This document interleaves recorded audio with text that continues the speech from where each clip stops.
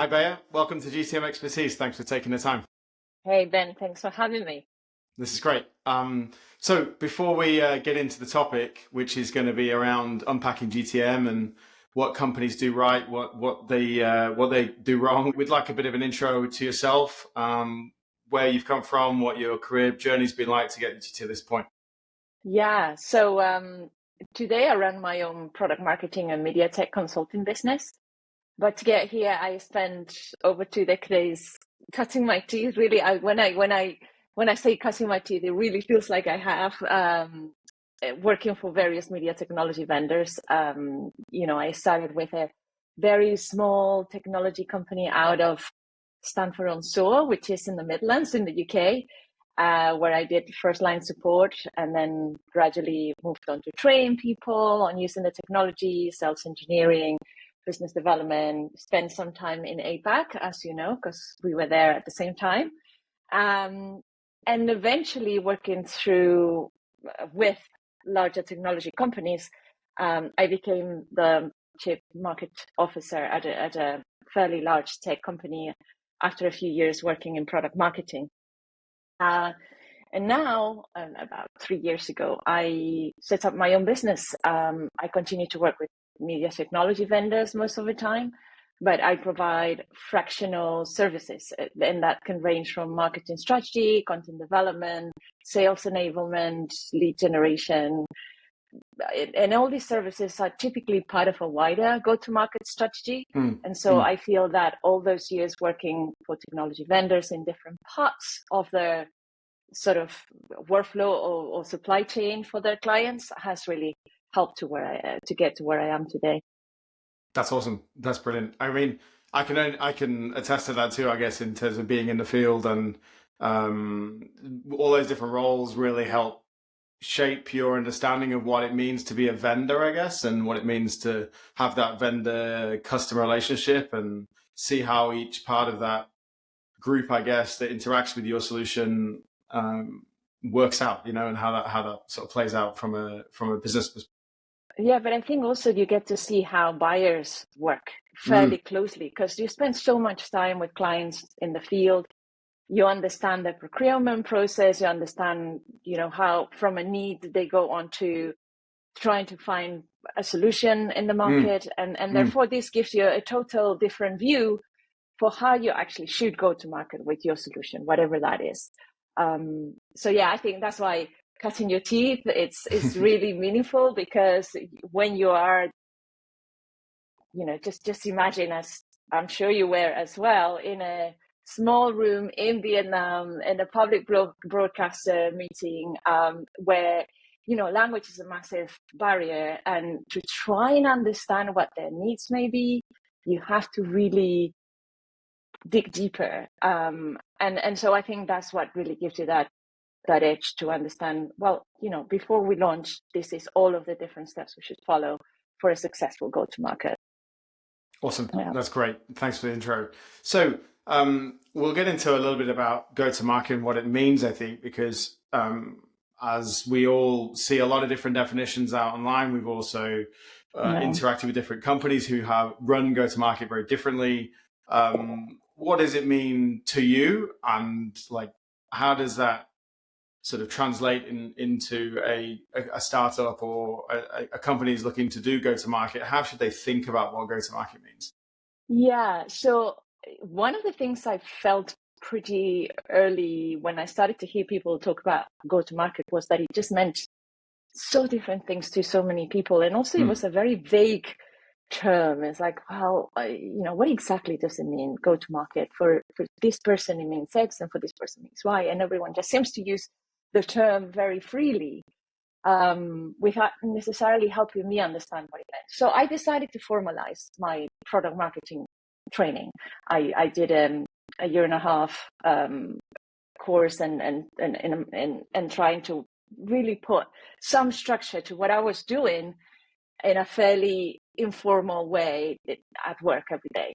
And so one of the first things I learned during that training was that the term or the phrase go to market, it's a very wide, all-encompassing strategy. And often people just use it to refer to a very small part of that strategy. Often they just refer to it as, putting a product out there, launching the product, or deciding how we're going to sell it. What is the business strategy for that product? Whereas go-to-market really starts way before. You've got to really understand, is this a product that the market needs? That's question number one you should be asking yourself. So for me, just to go back to your original question, what does go-to-market mean? Now that I took the time to understand and learn about it, it should incorporate strategy, execution, and also adaptability. So the ability to understand, well, are we getting there with this product? Are we meeting the requirements? And if not, let's adjust our go-to-market plan.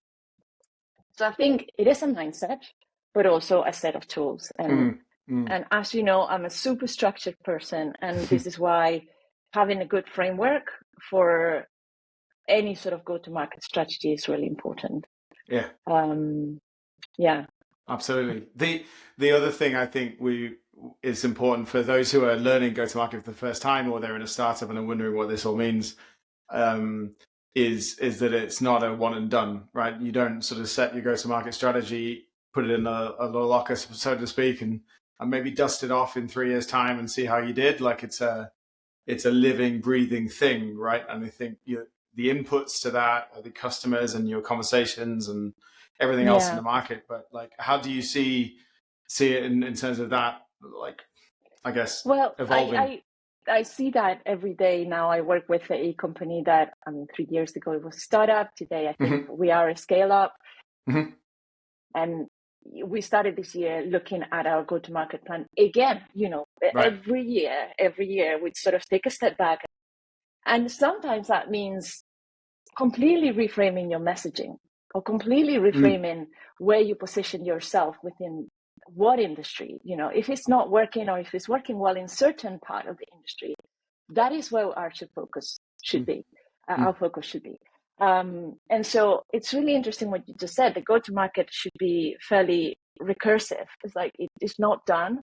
One of the perhaps not so well done go-to-market strategies that I've seen in the past is, well, it's launched, the sales and marketing job is more or less done, and then forget about what happens after, the customer experience, the customer care, the support, even the user documentation got sort of forgotten and not part of the initial go-to-market plan. And I think that's why go-to-market can be very messy. It should really, as you say, be something that is constantly revisited and checked for effectiveness. And if it's not working, then, let's go back. It is a set of steps. So somewhere along the way, we must have made or missed a step so that today we're not succeeding. Yeah. Perfect. That's great.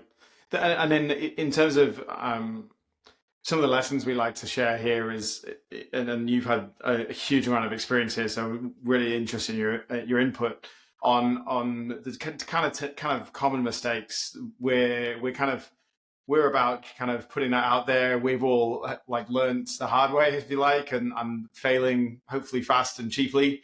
But still, like those are the mistakes I think we'd like to share with those who are looking at it. So what have you seen, or what are you observing now in the market about sort of common mistakes to forming a go-to-market strategy?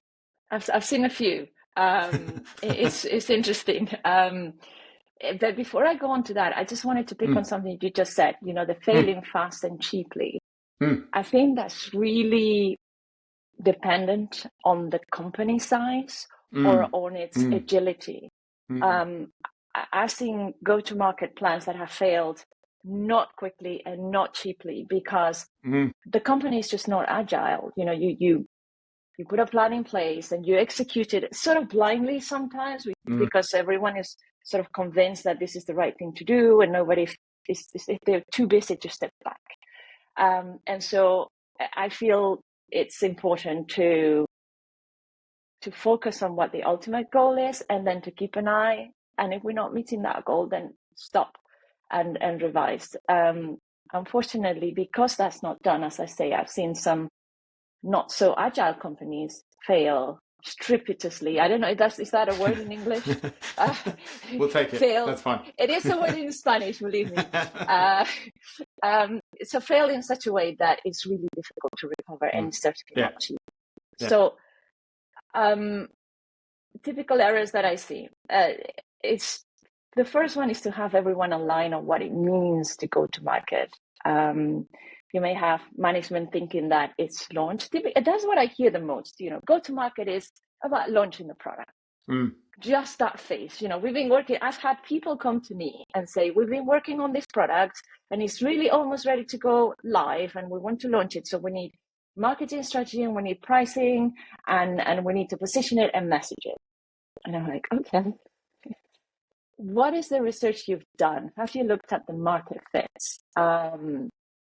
That's another major mistake. So first, having everyone aligning, understanding what it means. Second, trying to understand if there is a need in the market for this. And if you do have a product or a great idea, what is the fit? And who are your buyer personas? Sort of all of that pre-launch work is so important. Otherwise, I think you're just launching a product that maybe nobody needs. Sometimes you even need to create the need before you launch. Yeah. So, as I say, taking an already developed product to market, often without understanding the market fit, it's something you shouldn't even consider doing. I think go-to-market should be a very structured process, as I say, and it's very, very tempting to skip steps, to launch quickly, and especially in the early stages. And I think this will only cause pain and delays later. As I say, I've seen a product being launched without any post-launch support. So there was no user documentation, no process to train the support teams. It's just super painful to do that. I mean, and I understand that sometimes market pressures or even business pressures dictate that you should launch that product by this date. But this is a process you often should not rush because otherwise you're going to fail, as I say. And then weak positioning. I think failing to articulate clearly, compellingly what the value proposition is, but not only externally. I think it's really important to roll this out internally. Again,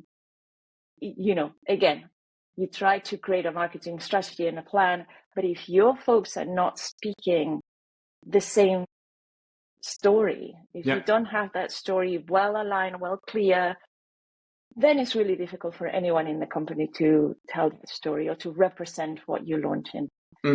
And so, I think those are some of the key interesting. I mean, and often when I've been part of that sort of melee of trying to launch something and trying to tick all the boxes because, management has an agenda and development teams have a different agenda and then sales teams have a different agenda.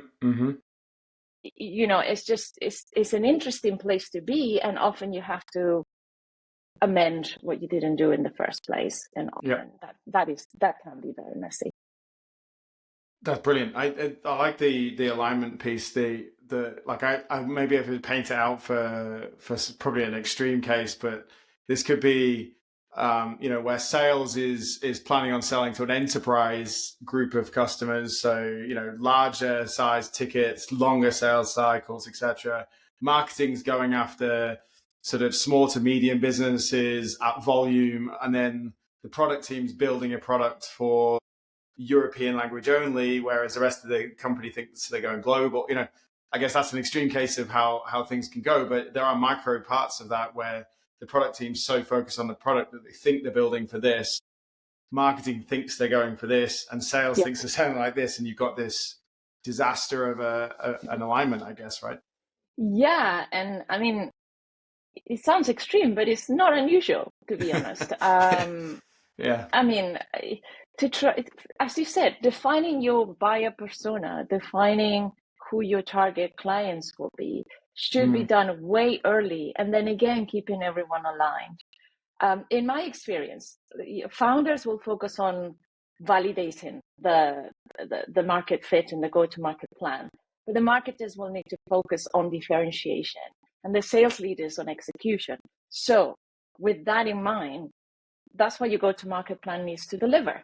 It's like, okay, everyone in this team needs to play their part, and therefore I need to deliver exactly the tools that they require to implement that go-to-market plan. So that's brilliant. I guess it's really all about where the business is at any given point as well. Absolutely. No, go ahead. Yeah. I mean, I was just getting onto how you think about that too, in terms of you've had the experience at all different stages of company, and so when you look at the differences in how a go-to-market changes from like maybe let's describe three types. Right, so you've got a 5 to 10 person startup company, quite early on. You've got a growth or scale up, which is really up and running, and then you've got a kind of an enterprise side. I think what's good about this is we know our audience who's listening is potentially coming out of a corporate, so they can align well with the enterprise kind of go-to-market strategy. But to your point before about sort of the pace at which they go, that's very different to an early stage. So what does that all look like to you, and what have you experienced? Yeah, I think no matter what the size is, you really need a good go-to-market expert in-house. Okay, I mean, not to drum our own drum, but what I mean is it only takes having one person inside that sort of guides you through that process, because really it is a very structured process, and there are many tools out there. I love what the Product Marketing Alliance do. They have beautiful templates that you can download and follow. But as I say, it only takes one person to bring that structure in-house. I think it's way easier in the smaller to medium-sized companies, because by nature they're more agile. So it's easier to pivot, it's easier to adjust and to fail early. On a large enterprise, it's often, and perhaps if we're referring to a product line or a specific offering, then again you're reducing the size of your team, so it's easier to move that ship. But when we're talking about a wider company strategy where there is one product that is supposed to transform where the company is positioned, and I've been in that place before, we really must launch this by this date because it's crucial to our business to become a SaaS provider as opposed to a permanent license provider. And that puts so much pressure onto the business as a whole. It's really difficult to pivot or to move that ship because it involves everyone from development to accounts to invoicing to training folks, and it's leadership, I guess, right? Like the point at which they say, right, we're going to change the strategy, that might come from the top or someone senior management, and that ripple effect of like, right, and then we're going to figure out what that looks like. We're probably not going to spook everyone in the company because they might, they're working on whatever they're working on now. So there's a lot of planning goes, and then you've got to build the strategy, build all the materials before it even hits a customer. You might use some customer interviews, of course, to get that feedback, but in terms of hitting a customer from a revenue change perspective, or like hitting the bottom line, like that can be months, if not years, in a big enterprise. Right, and you have the complex sales cycles, and then the large accounts that often want solutions to be tailored for their requirements. So that's complexity in sales, and then you've got complexity in support, because you still have to support your existing customers with the old product. So the new go-to-market plan needs to take all of that into account. So if you're at an early stage, growth stage, your go-to-market plan is by nature is lighter. You incorporate every phase as you grow. But when you're enterprise and you've got a large account base, your go-to-market plan must take into account evolving those existing clients as well. So I mean, it's doable, of course. As I say, you just need to bring the structure and to make sure that everyone's aligned. Yeah, and what kind of highlights to me there from what you just said was like it's the difference in risk, right? I guess like a startup can be boom or bust quite quickly, but ultimately, sure, they've got to look after investors' money, but they're kind of risk appetite, if you like, for like going in a direction and sprinting really hard is a Yeah, lot bigger than like an enterprise, which really has a lot to lose, but also a lot to, they've got investors, maybe even public markets to look after in terms yeah, of their strategy, right? Like it's about risk. totally. Yeah, Yeah. yeah, and then of course there is what you mentioned, investors and the Mm, board. mm, Um, Curiously, this situation that I spoke of, where you had a medium-sized company with a large customer base looking mm, to move from permanent licensing in software to SaaS, mm, that was a board decision, not necessarily a sort of company leadership mm. decision. It was more like, we need to pivot the business because this is where the industry is going, and so you guys have to develop the correct go-to-market plan for that. And so I think I've seen different levels of involvement and intervention from investors and boards. I mean, there's those who just want to see the results without getting too involved in the day to day. I mean, the side effect of that is that they could be slightly disconnected, and Mm. then there could be sort of surprising decisions taken later if the financial results are not what was expected. But then you have the opposite, which is far too much involvement, which sometimes can become an obstacle. And especially when their industry specific knowledge is Mm, limited. mm, mm. Um, but again, managing your board is, I could say, is probably part of your go-to-market plan Yeah, anyway, yeah, because you need to make sure that they aligned and they're informed on how you plan to evolve. So yeah, yeah. I mean, again comes back to that stage as well. I guess there's an art to managing an enterprise board when you've got seasoned professionals on there versus a startup is a very different, probably a lot more rapid feedback loop, if you like. But yeah, then to your point, domain knowledge, especially if you're in a startup, this startup might be breaking new ground in a new area, which to your point earlier, like needs to create a need first before they even come through. Like no one really knows the domain potentially there.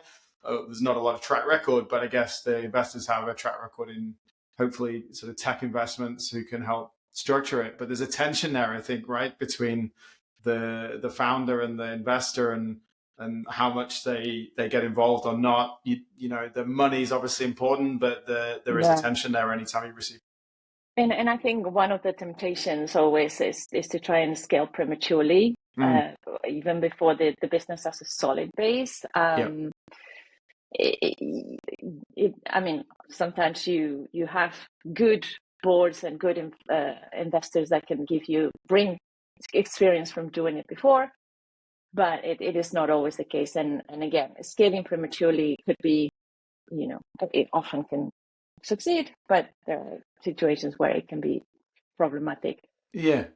Yeah, I mean, Eh, I can think of an example there where I've seen where the early traction gets with a specific vertical or specific use case with your product, and then the investors get excited because they think that's where to double down, triple down. But with a startup, you have very limited resources, and so if you end up sort of channeling down there, and then months down the line it turns out it wasn't quite as big as we thought.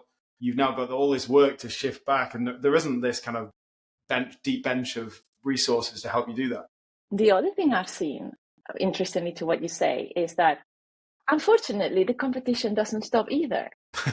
So Yeah. what I'm trying to say there is, like, I've worked with a company whose product was groundbreaking, really interesting. So again, the temptation was, okay, let's scale up, let's invest fast. Mm, mm, We have a real opportunity here. Yes, but at the same time, the competition was moving, and right. then there was there's a slight shock moment at a trade show where, oh, wow, our idea is not as unique as we thought in the first Mm, place. We mm. need to continue developing the solution, not just think that we have what we have and this is good enough. So again, back to the point of a recursive go-to-market plan. It's like continue revising, continue improving, and keep an eye on your competition for sure. Yeah. That's perfect. The kind of last piece, I think we wanted to leave some things for people to think about as they're looking at a go-to-market strategy. And you mentioned one there. It's a recursive, kind of cyclical, kind of constant moving strategy. What would you advise someone who's a first-time founder?